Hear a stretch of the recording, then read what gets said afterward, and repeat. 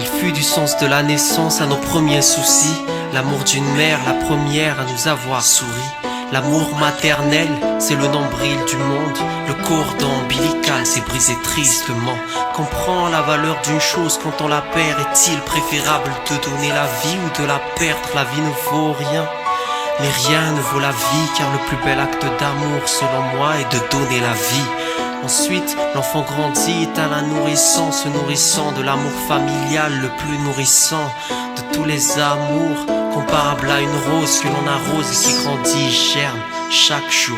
Et de nos peurs naissent le vide, le monologue de l'enfant seul qui vide son sac seul dans le vide. Autrui, cet autre moi est d'une douleur aiguë. Je suis au-dessus de l'alphabet exclu comme ce E tréma.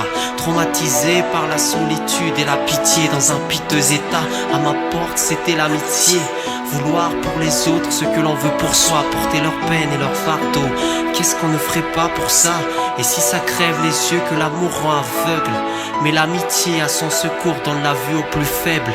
Pourquoi perdons-nous de vue tous nos vrais amis si on tente plus? Le cœur n'est pas le plus sûr des abris, car ce qui nous range dans l'amitié entre autres, c'est que nos cœurs sont sales et tachés par de l'amour propre. La forme la plus pure d'amour, c'est l'amitié. Si elle se termine, avait-elle réellement commencé? Question rhétorique, quand je rétorque avec une torche pour mettre de la lumière sur de l'obscurité. Et de l'obscurité naît le manque, l'amour entre l'homme et la femme qui nous a permis de voir ce monde. Dans un flot de larmes, les yeux reflets de l'âme, car aimer ce n'est pas mourir mais vivre dans le regard de l'autre. Mais entre l'amour et l'amitié, à quoi l'âme sert si ce n'est à trouver cette moitié qu'on appelle l'âme sœur? Réunis en un par le destin, tout comme la feuille et le crayon qui unis formeront le dessin.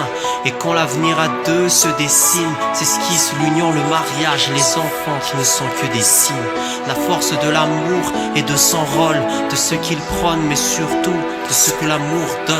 L'amour donne des ailes à ceux qui ne peuvent se relever, quitte à se lever, à s'élever dans le ciel, quitte à avoir des excès de zèle.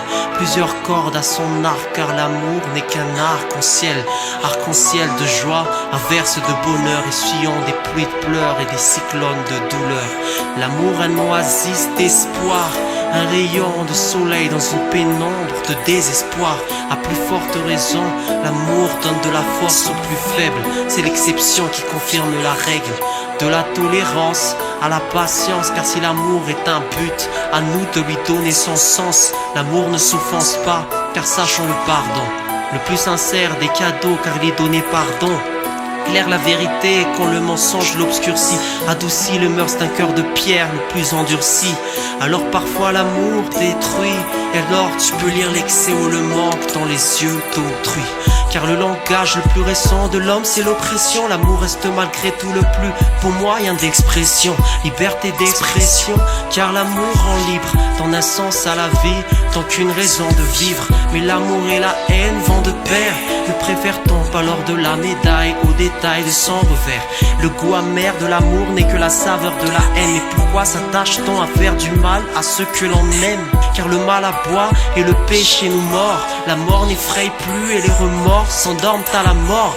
De poids, de mesure, sous le poids de nos fautes. Car le meilleur de nous meurt devant le pire des autres, devant le pire des ordres et l'addiction. Car la vie d'un croyant n'est faite que de contradictions. Entre plaisir et désir réside la tentation. Entre l'idée et l'idéal, il y a l'imperfection. À contresens, mets-toi contre toi, car le plus grand des combats n'est pas les autres, mais lutter contre soi. La chute, là où le croyant atterrit, car si plus rien ne vous blesse, plus rien ne vous guérit. Qui sème le vent récolte la tempête, quand la mort reprend brusquement ce que la vie nous prête. L'espoir fait vivre, on finira tous comme des défunts, mais ceux qui vivent d'espoir meurent tristement de faim. Dans la géographie, l'amour une denrée rare, car la souffrance du monde n'avait pas de géographie. Tous égaux devant la souffrance, et si Dieu n'abandonne personne, tu sais, même dans la pire des souffrances. Mais qui croit en Dieu aurait dû s'y fier, en Jésus-Christ son fils unique, qui lui a été crucifié pour toutes nos fautes, pour tous nos péchés, tachetés de péché, qu'on par son sang il nous a rachetés. Le secours vient d'en haut et surtout pas d'en bas. Se relève tant d'une blessure morale à la simple force de ses bras. Nos voix s'assourdissent devant la voix du Fils, car quand on pêche on met une croix sur la croix du Christ. Du sens de sa naissance à son silence, la grandeur de l'amour s'évalue au poids de la souffrance. A-t-il porté nos fautes avec une plainte ou payé leur prix? Des coups et des clous reçus sur la plante, des pieds et des mains, redonnant de l'espoir à ceux qui ne savent pas de quoi sera fait demain. L'amour rend aveugle, que l'homme ne voit plus l'amour de Dieu. Cet amour immense qui se trouve dans les cieux, de l'amour dans les yeux et l'œil qui se dilate pour celui qui a souffert pour nos fautes et sous Ponce Pilate. Car Dieu est amour et je maintiens que l'amour est éternel et bon. 13 dans les Corinthiens.